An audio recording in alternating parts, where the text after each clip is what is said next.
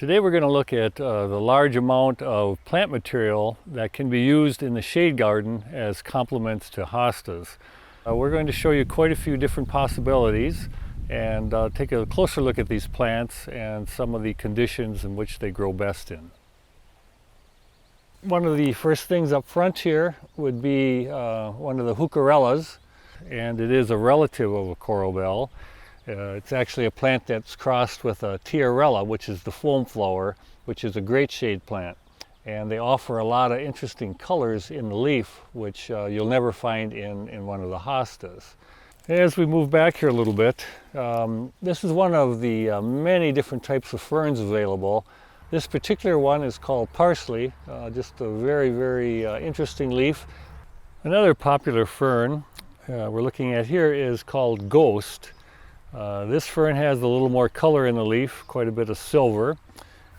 Very interesting shade plant, not often thought of as a shade plant because it's a grass, is this particular one called Hackenicola Naomi. Very good shade plant in that the yellow predominant in the leaf here is very striking and lights up a shady spot in the garden. Another group of very interesting plants for the shade would be those of the Hellebores family. The plants, although they bloom very early and the flowers maybe aren't the most spectacular, the foliage is outstanding. Very thick and waxy, healthy foliage. An added feature of the Hellebores is that they do not die back in the winter. They hold the evergreen foliage. Another group of plants that are good in the shade and offer quite a bit of brightness. This particular one is one of the polemoniums. They're also known as Jacob's ladder, and this is called Touch of Class. It's the variegated form. Foliage in itself is very attractive. Now when we look at ground covers for the shade, there are some possibilities, good possibilities there. One of the best would be the ajugas. Here again, it's a large family. There's a lot of different cultivars available. And the added bonus on this one would be, again, some blue flowers that occur on spikes much earlier in the year. All right, now another interesting possibility as far as a low-growing plant, it may be considered a ground cover in a sense because it is very low. It does spread somewhat. This is one of the thalictrums, which would be a common name for that would be the meadow rue. This is the little miniature one called Chiasunum. Rather easy to grow and just a great little shade plant. Oftentimes we're asked, well, I would like a plant that grows well in the shade, but I want a plant that's colorful and will flower also. This is one of the miniature bleeding hearts. They're called Dicentra. This particular cultivar is called King of Hearts, which tends to remain quite small. And really, this is one of the very few plants that is continuously blooming. Another great possibility for the shade garden is a group of plants called a Aruncus. This particular one is one of our favorites. It's a dwarf Aruncus. Noble Spirit would be this particular cultivar. In a lot of ways it resembles a miniature astilbe. Very similar foliage, and it also gets the plumes on it. This particular one would have white flowers, but through the entire season it keeps this real tight, compact growth.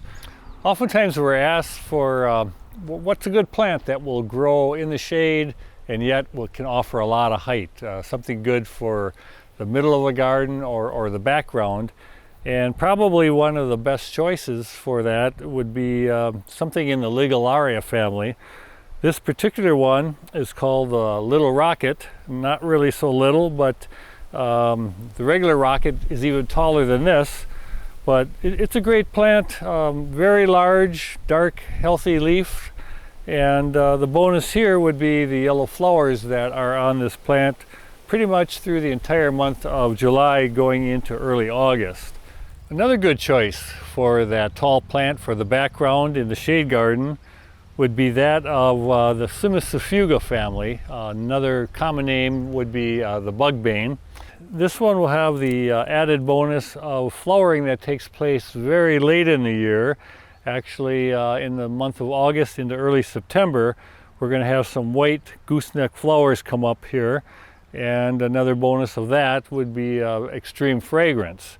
Here we're looking at a plant that actually is extremely showy throughout the season, but especially so in the spring.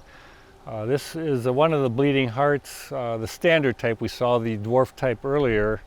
This particular one is called gold heart, and in the shadier conditions just really lights up the garden. A very interesting group of plants that can be grown well in the shade would be that of the Epimysium family. This particular one is called Sulphur Ium. Now, one advantage of the Epimysium family is this is a plant that will grow in dry shade. That's a very difficult situation in the garden to find the right plant, and the Epimysiums are some of the best. We do handle other Epimysiums as well, but this is one of the best growing of the group. This is the one of the lamiums. This one is called Herman's Pride. A lot of your lamiums are actually ground covers that spread, but Herman's Pride is very well behaved, and rather than spreading, it's a mounded form. And right behind it would be a very valuable group of plants for shade or semi-shade. This would be one of the stilbes. This particular one is called Delft Lace. We have grown a lot of different astilbes at Rose Hill Gardens, and this is the one we have decided is the finest for the garden. The astilbes in general, their main requirement would be moisture. Okay, I hope I've given you some good ideas for some plants that will grow well in the shade. We have a lot of these on display at Rose Hill Gardens. We invite you to stop out. We're open every day during the summer.